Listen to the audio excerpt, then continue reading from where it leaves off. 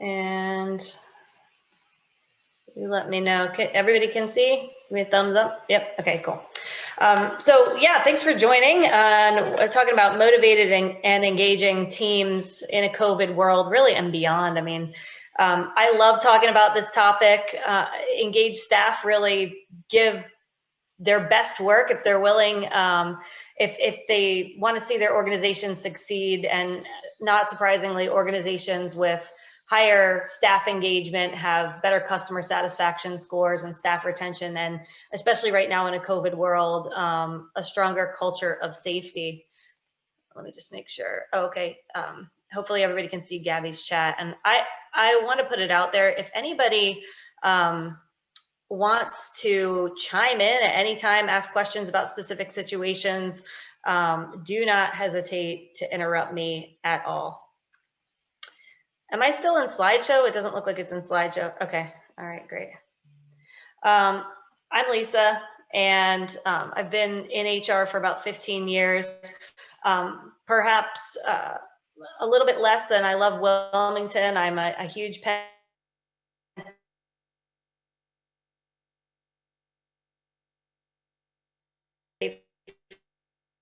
Lisa, I think we lost. Oh, and my co-founder, who's also a Penn Stater, our co-founder of Work Talk, is on this near to any point. Lisa, you broke up through that whole intro. Oh, can you hear me now? Much better. Okay, all right. Sorry about that. I'm sharing my internet with a team of kindergartners. All right.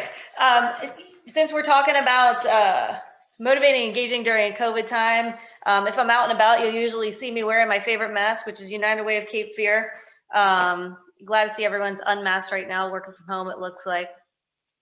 So a couple of simple strategies we're going to hit as we talk about improving motivation and engagement in your organizations. And you might be doing some of these things, you might be doing them all, but what I do want to say is, if you can just take a note on one thing that you might want to change or do a little bit different after we have this discussion today for an hour, you'll definitely see the needle move on motivating and engaging your employees. So what we're going to talk about here is why it actually matters. And I love the fact that you're here, because I don't probably have to convince you. I'm probably going to be preaching to the choir.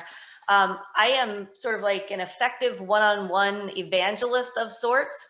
And that's why we started Work Talk in the first place. So I'm going to give you some tips and tricks on how to have a great check-in with individuals on your teams. Next on the list is number 3 there, self-awareness.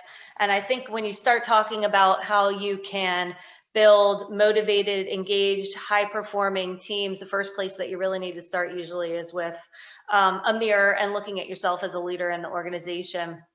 Then I want to talk about professional development and how it relates to motivating your folks.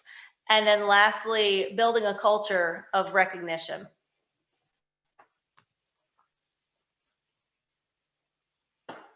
And I'm still in slideshow.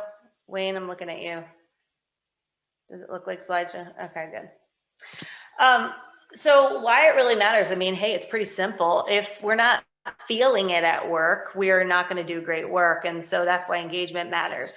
When you talk about motivating, that's really the notion that we have a desire, we're willing to do something. And there's extensive research that shows that in our economy today, with the workforce available today, that businesses really need to be deliberate in the way that we handle employee experience and our company brand to not only future employees, but the employees we already have, which is sometimes even more important.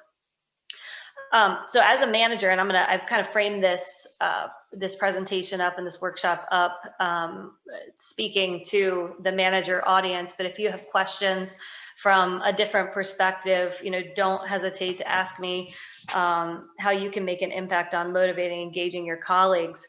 But as a manager, you have direct influence on how your folks feel and how they can develop new skills, and how you understand whether their work is contributing to the organization's mission and how you message that back to them. And that is the case whether you're in person every day or not. One of my favorite visuals that I love to share is a visual from IBM. Oh, okay, it's not, that's so odd. Hold on, guys, I'm gonna take a pause here because it's not in slideshow.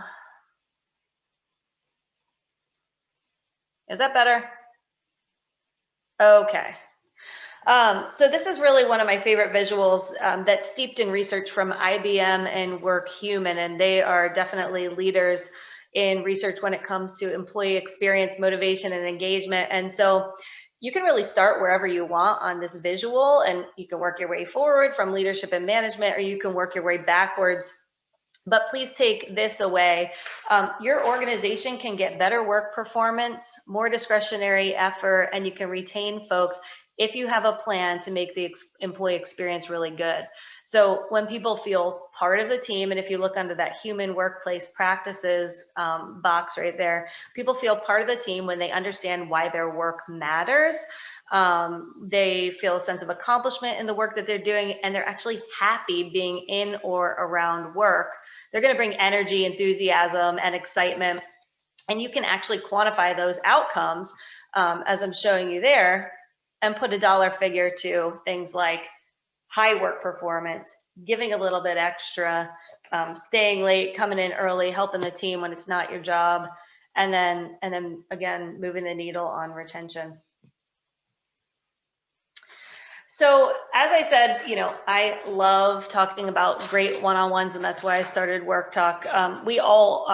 I think we can all say we want to have a meaningful relationship with our manager, and a strong relationship improves our ability to receive feedback and ask for help and really weather those day-to-day challenges together versus trying to do it in your own silos. And so as a manager, you have an opportunity to strengthen your relationship every single day, every single week with your staff by hosting meaningful one-on-one or check-in conversations, whatever you call them in your organization. And these conversations give you the opportunity to provide coaching, mentoring, and feedback to your staff. If you take away nothing from this presentation, take away this, please. It's very, very, very important to spend individual time with the folks that work on your team, and not just talking about, tasks and daily fires, but really digging in and building rapport with your folks. When you do get a chance to meet with them, it's very easy to interrupt because you're busy or you got to get done in 30 minutes. But, allow them to get their thoughts out because they've probably put a lot of thought into what they want to say to their boss. And it's, again, it's back to having an active listening approach and gathering as much information from your folks so you can go ahead and make an improvements to the team to get those outcomes we talked about in the previous slide. Have the conversations in quiet, private places. The lunchroom probably isn't the best place to do it. And right now, I think during COVID times, we've got a unique opportunity to have individual Zoom conversations with folks on our team so they can feel like they're really getting the individual attention that we all really crave.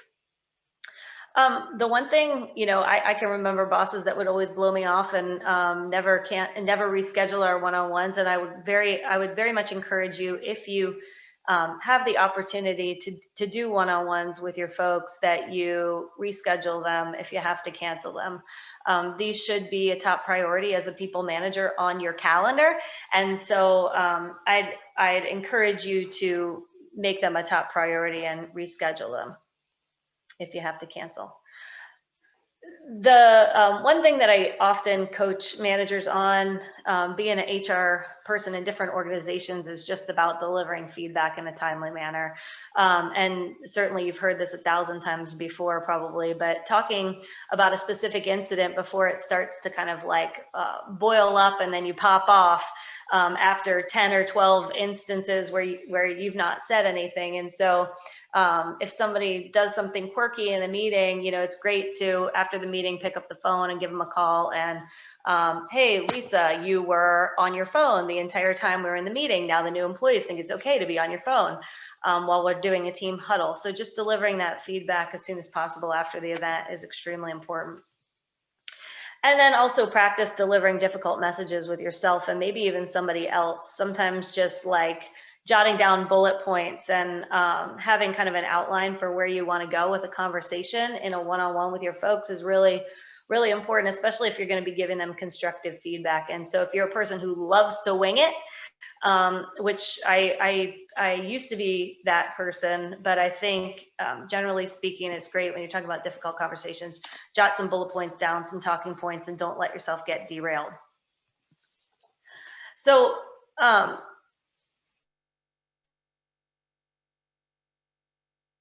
back to the point that I think it's with individuals regularly to fundamentally understand what your folks want out of their work life.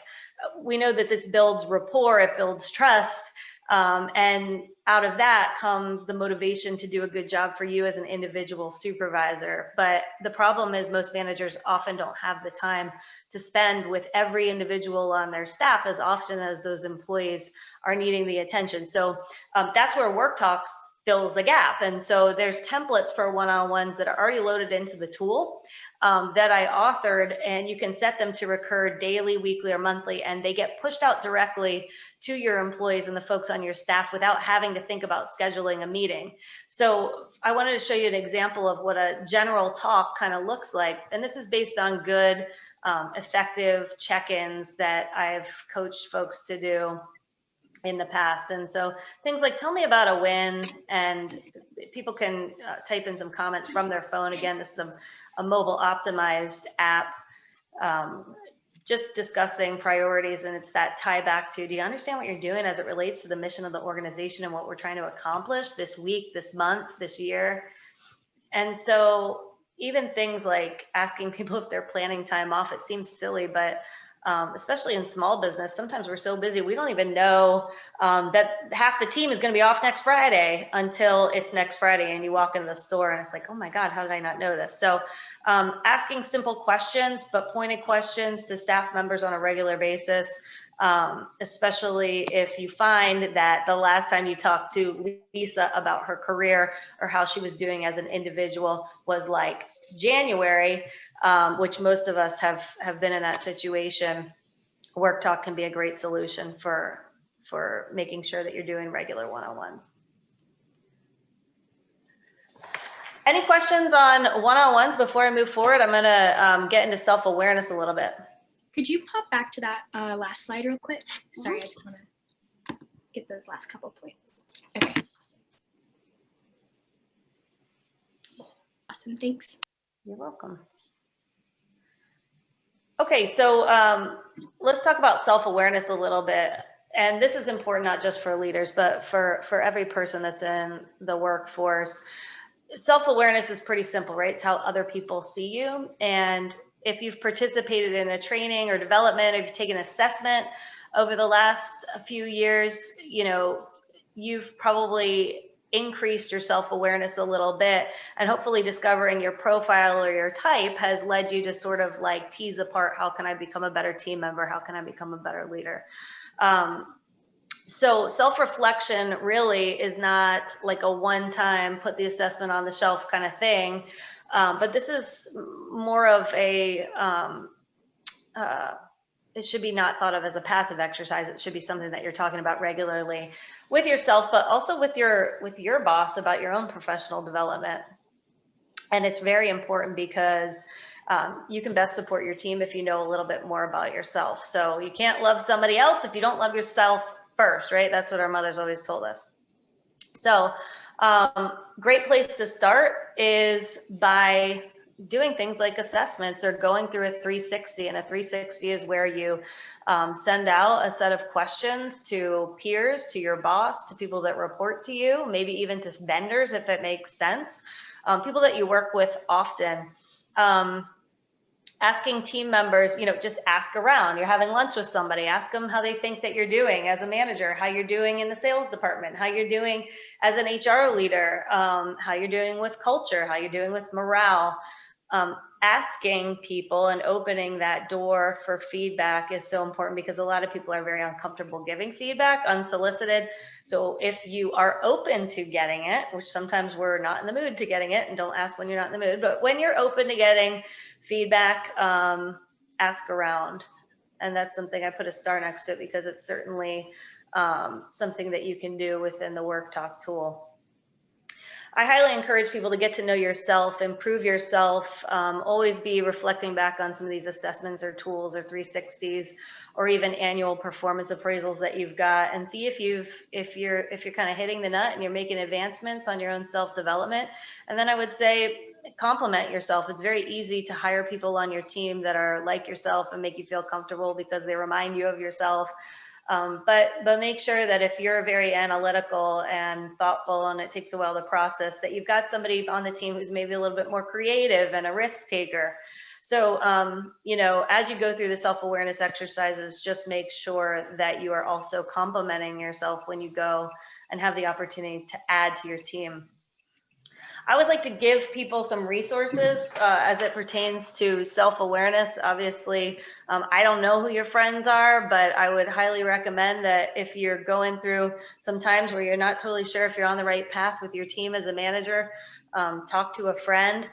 My favorite book right now is a book written by a very successful restaurateur. His name is Cameron Mitchell.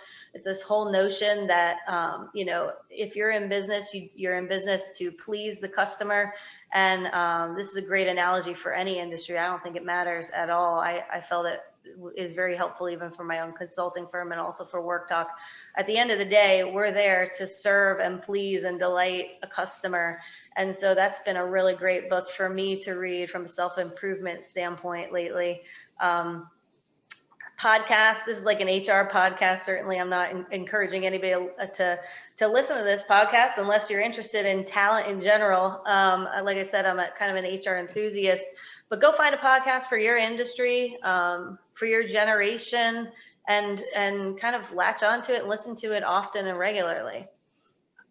Your health insurance probably covers sessions with the behavioral wellness. So as far as self-awareness tools, I often encourage people, hey, take advantage of those free sessions that you get with a local therapist if it's available for you through your employee assistance program or your health insurance program. There's lots of executive coaches around the area. And so if you wanted to get a coaching experience, I'm happy to make recommendations for people who I think are really wonderful.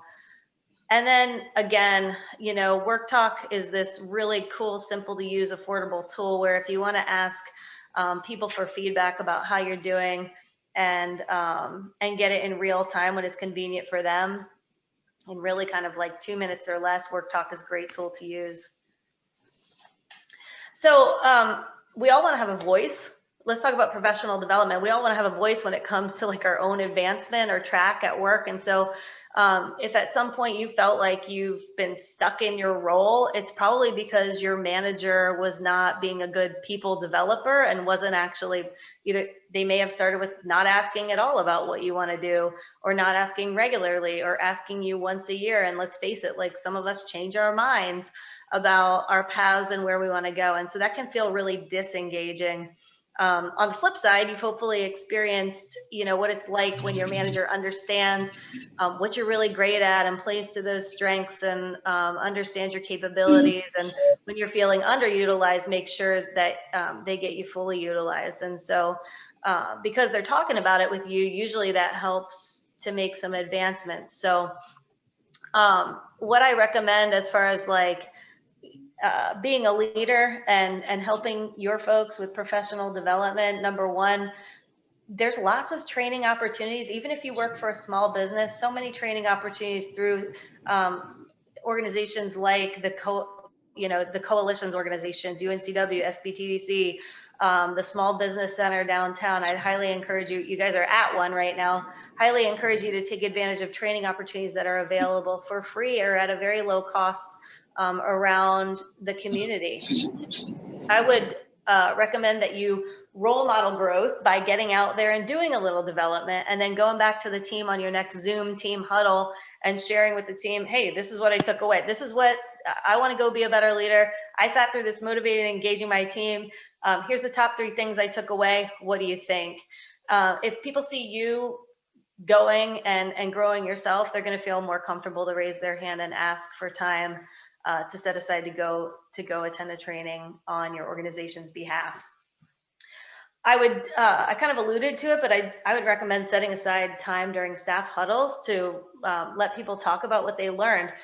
Let's face it, these conferences are not cheap, even when they're virtual. They're still, some of them, last week I had my team at a $1,200 conference. And so it's really important to kind of digest what you've learned, get your money's worth, and share with the rest of the team who did not have maybe an opportunity to go to the conference.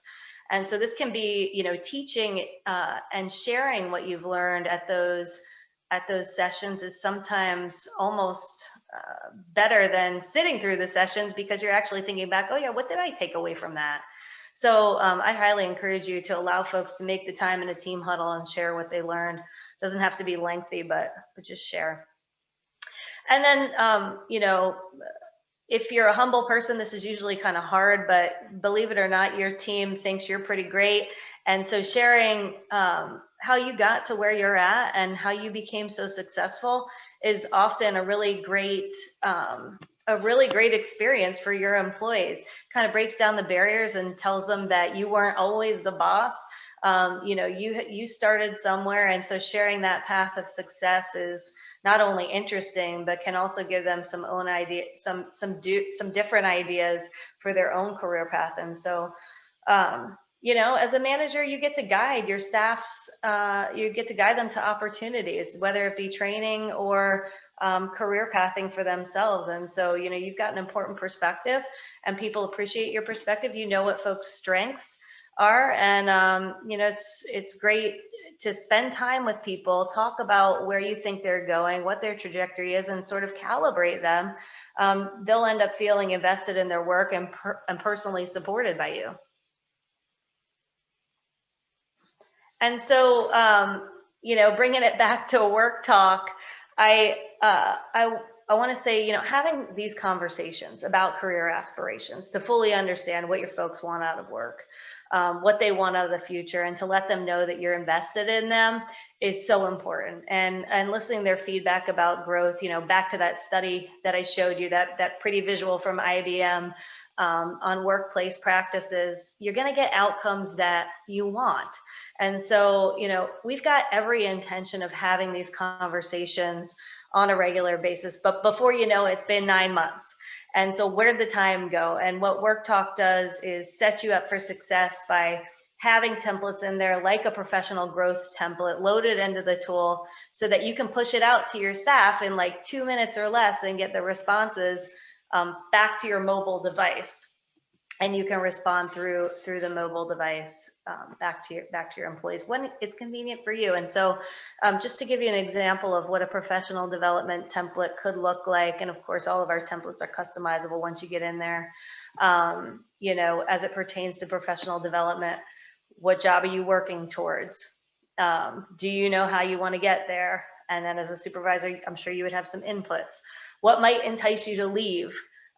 This freaks a lot of people out, but to be honest, with turnover at the rate that it is, and the market, once we get back to out of COVID times and our economy starts to bounce back, hopefully, this is going to be a really important question to have. And having these regular, somewhat informal conversations with your folks is going to be very important to that retention outcome that we've talked about several times.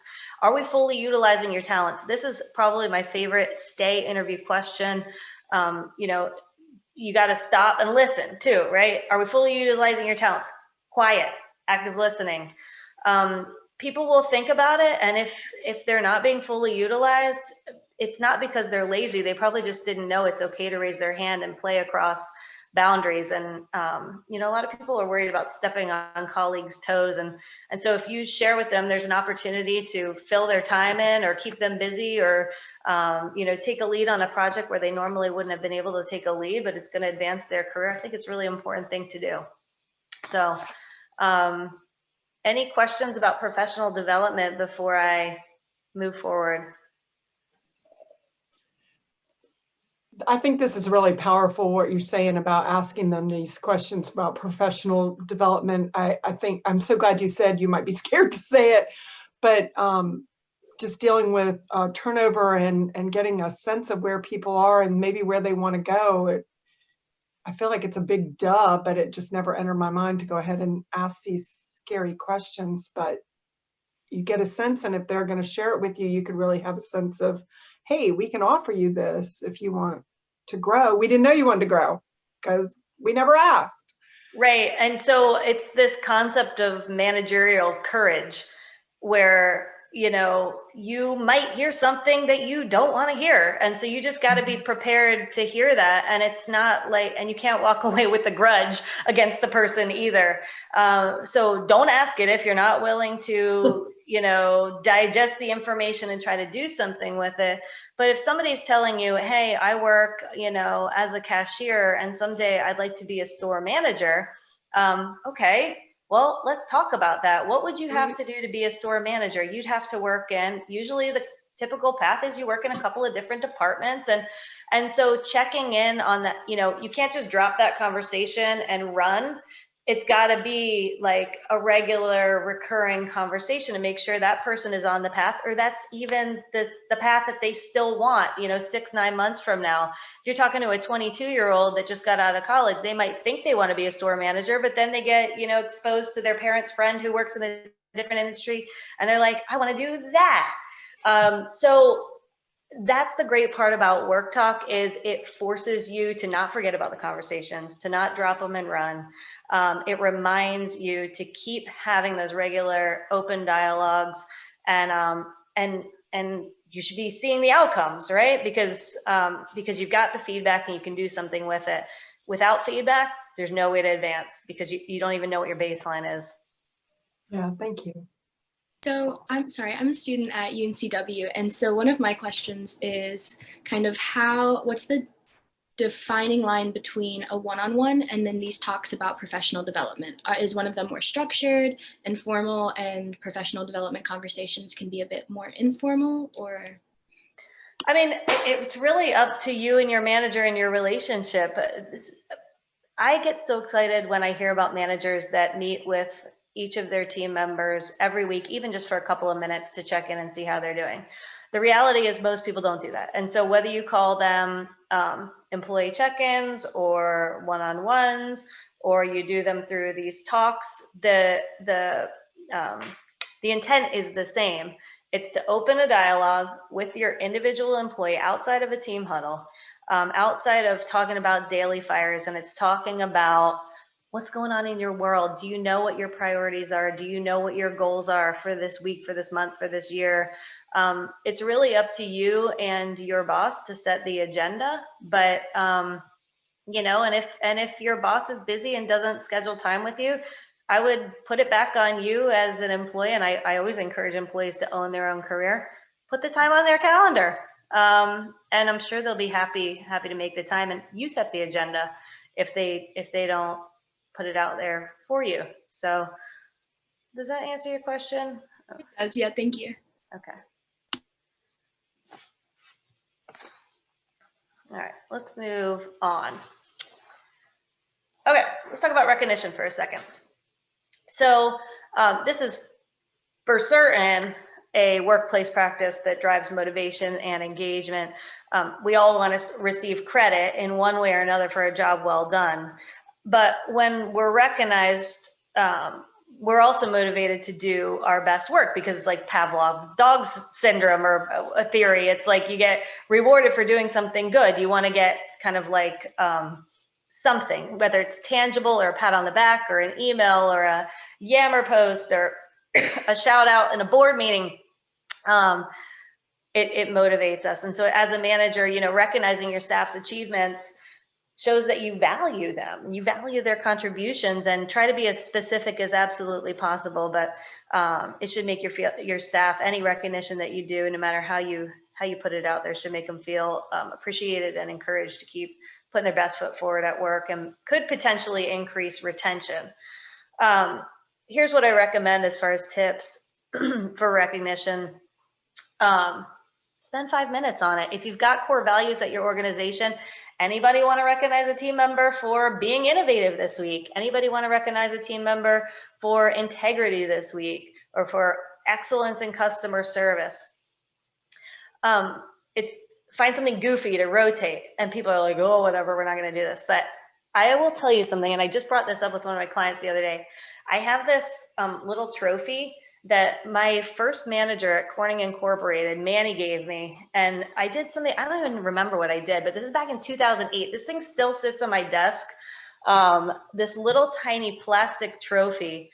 It was special because I was a young kid, like working in a big manufacturing plant. He recognized the fact that I had done something good, and I never, in all the moves, I think I've moved like 6 times and 5 different jobs, and I've kept that goofy little trophy. So, you know, something simple like that is sometimes goes a long way. Pass on positive feedback from others to the mentioned individual or team. This seems like a no-brainer, but like when a customer sends you an email and says, wow, Wayne really hit it out of the park today when he came on site and he fixed our network printer, and, you know, let that person know what, you know, it's so disappointing when people don't do something as simple as that because it's just a freebie. So passing on positive feedback. Track accomplishments and feedback from others. These are really important things to do when you go to give somebody a really positive, like, annual performance review, or you want to tell the owner of your small business that, you know, Lisa really deserves a bonus at the end of the year. Well, why? Oh, well, I feel like she did a good job. No, feeling isn't the same as actual tracking of accomplishments. So I would encourage you to keep track and jot them down and note them somewhere. And then giving verbal or written recognition to staff as soon as possible. It's kind of like when you deliver constructive feedback or have a difficult conversation, you should do it as soon as possible. Well, the converse also applies. It's definitely, recognition is certainly more meaningful when it feels like you just came off a high and you did something really great or gave extra effort. And again, this is that, I think it, you know, pumps all the great hormones through your brain, and that's going to go back to the happiness in and around work and the things that drive us to give our best work performance and stay.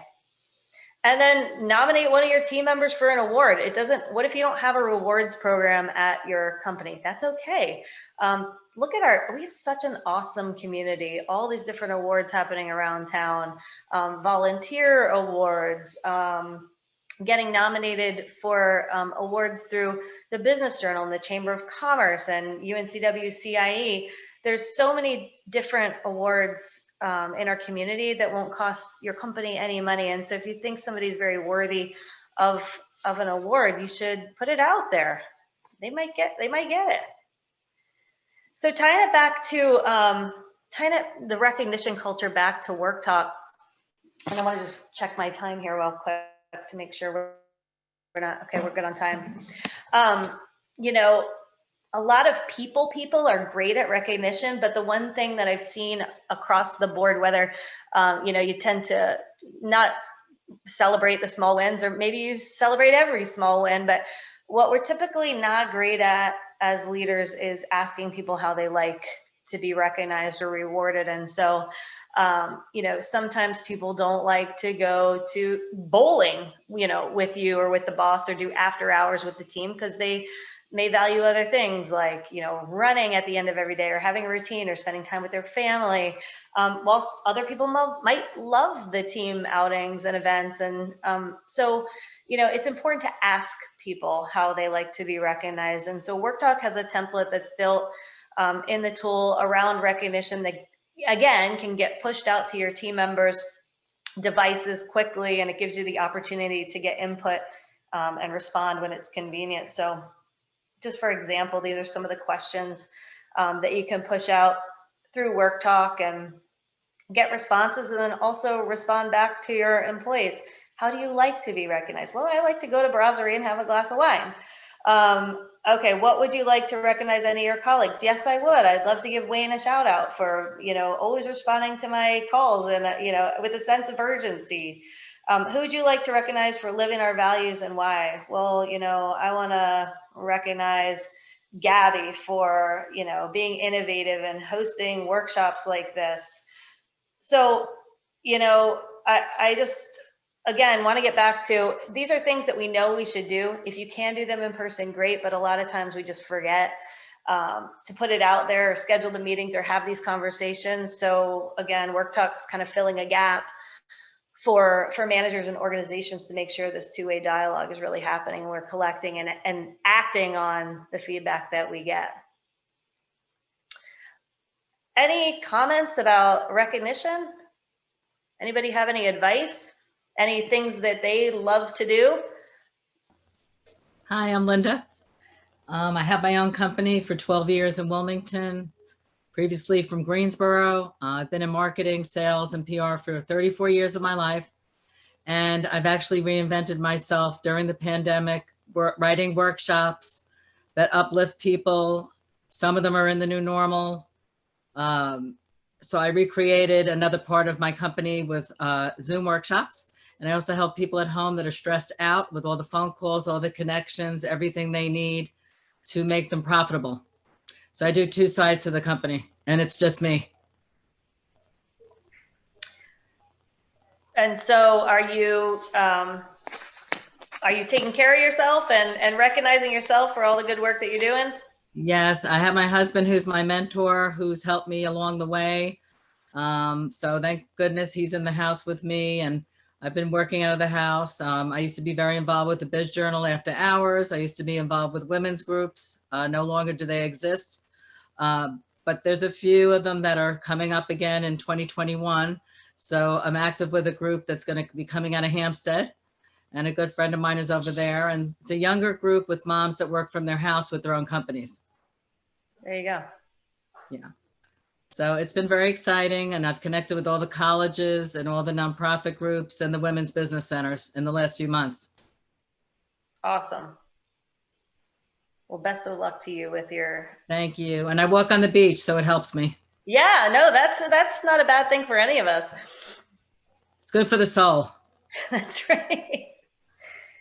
So I definitely, this is a workshop about motivating and engaging, and I certainly don't want to scare anybody on the call, but I do want to paint a clear picture of what's happening in general with the American workforce. And I think one way to do it is to talk about a group that we can all relate to, a group of essential workers whose engagement stats closely mimic almost every single industry in America, what's happening in general. And Gallup just did a recent study that showed only 31% of US teachers are engaged in their work. And that means that, you know, they're involved with, they're enthusiastic, and they're committed to work and their school. 31%, but more than half the teachers, 56% of teachers are not engaged, meaning they just go through the motions of the workday. They don't have the energy, the passion that most successful teachers do. And that's sad for students. Yes. And it's sad as I'm a mom with kids, school-age kids. That's a pretty sad statistic. But what's even worse is that 13% of teachers are actively disengaged at work. And they're not just unhappy at work, but they're busy acting out their unhappiness and undermining what some of their engaged coworkers are doing. And so, like I said, these results are not far off from what the typical workplace looks like across the country. So Work Talk's filling a void here for a simple and affordable solution to fundamentally understand what's happening across the staff. And then ultimately, like I said, you got to do something about the feedback that you're getting. And so it's about improving not only school districts, but any remote workers, like even nurses and doctors who are with their patients all day and never really get to see the administrators. They're too busy to get out of the patient rooms. With delivery drivers who, God knows, I got a couple of Amazon packages coming to my house every week. These guys are not getting a lot of time with their bosses. Warehouse workers, install technicians, wait staff. I grew up working in hospitality, and I'll tell you, the turnover has not changed. It's high.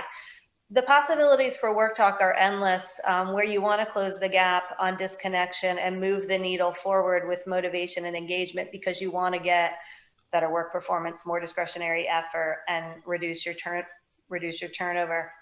I'm going to quickly show you a brief clip of what the app looks like from a user's perspective with this video. And as you can see, the talks are the vehicle for the digital dialogue. The app allows people to use the templates that I talked about earlier, and there's several other templates in there that address relevant business happenings, but you can customize them. You can, use part of our templates and add your own questions. You can completely create your questions from scratch. But we've talked a lot about best practices as it pertains to having great conversations with your employees, and I highly encourage everybody to do this, be it over Zoom or in person if it's safe to do so. But Work Talk is a great supplemental tool to add to your suite as a leader to make sure that two-way feedback is actually happening. And what I love about it as an HR professional is the feedback and the notes get recorded in the cloud, and that can be used for good or bad later on, but it's queryable, and there's reporting within the tool, which can help highlight the folks that are having a tough time, and then you can prioritize who you're actually spending that face-to-face time with. So really, it's all about, instead of missing one-on-ones because you're a busy manager, or your staff is busy, you can conduct quick, scheduled two-way communications in the app. And it gets back to just that research. People want to feel like they've got a voice. They're empowered to speak up and give feedback. They've got an opportunity to grow. They're getting recognized. And that's going to happen on a regular basis. It can't just happen once a year. The best part is we've made this an app. It wasn't just customized to be mobile too. It was first made to be mobile because 9 out of 10 Americans have a phone within 5 feet of their body 16 hours a day. So it's really important. And especially now that we've got so many more folks working from home, having that opportunity to check in with them over an app is just it's very relevant. And, even if you can retain one employee at the price point, the math works, and it really works at any salary point. So, if you'd like to, I'm happy to, schedule offline time with anybody for a demo if it makes sense. But I hope that, after the 45 minutes or so we've spent together, you walked away with at least one idea for how to increase employee engagement within your team or your organization. And I'm happy to take any questions or comments. Lisa, I'd like to put in some 2 cents in terms of the brilliance of this tool, particularly with the millennials. Their phones are actually closer than within 5 feet. They're there constantly, and I just think it's a great idea. And some of the work we're doing with Swain on the leadership series there, it's kind of like communicate less but more often. Because we've got so many things coming at us now. And this is a brilliant tool and certainly worth twice the price. I think you and Wayne have done a great job. Thank you. Speaking of millennials and post-millennials, though, it's always fun to do demos for different organizations because they give us different ideas on how to use the tool. We met several weeks ago with a pretty large organization, almost 1,000 employees, and they were like, hey, this would be worth it just to use with interns. And we've had the pleasure of having the UNCW CIE team and some of their interns and staff use the app, and they've been an integral part of getting feedback and making tweaks. And Wayne and I are on version 8 or 9 of Work Talk based on primarily UNCW's feedback. So Gabby, shout out to you. But I do think there's an opportunity to really ramp up the usage with new hires out of college. They want the feedback. They like giving the feedback. They expect to get feedback regularly, often, and that constant touch point is so important, especially for post-millennials and millennials. So yeah, I think it's gonna be great. But I think, everybody, geez, my grandma's got an iPhone. She's 90. So, I mean, she could download Work Talk and use it too if she was still working. But I think any age, it's simple to use. The interface, it's not complicated whatsoever. It's not complicated on the web for the admin, and it's that's kind of that's the advantage, the cost and the simplicity.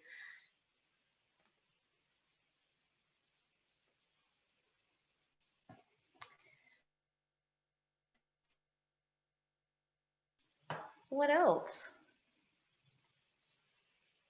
I wanted to hop back and kind of reinforce your point of like goofy recognition. So I grew up playing lacrosse, and our coach did this thing called the coveted cleat.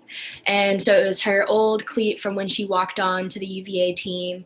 And, it was smelly, stinky, old, dingy, and she just had one of them.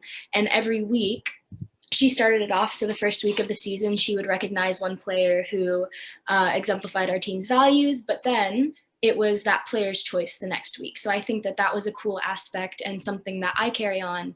I coach a varsity high school lacrosse team now. And so I have, she's going places. And so I have a jersey from when I was playing in Australia on their state team. And we pass around that to players who are deserving and who we see, are going places in life. And we exemplify those values on our team. So I think that that's a good twist on it too. It doesn't always have to come from top down. Like it can be passed around team wise. You're talking about that recognition coming from within too. So Absolutely. Sometimes that's even more impactful. I love that.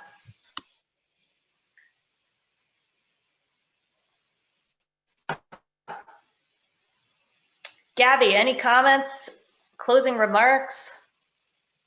Yeah, so I'll give a little bit of my experience with it. I've enjoyed it.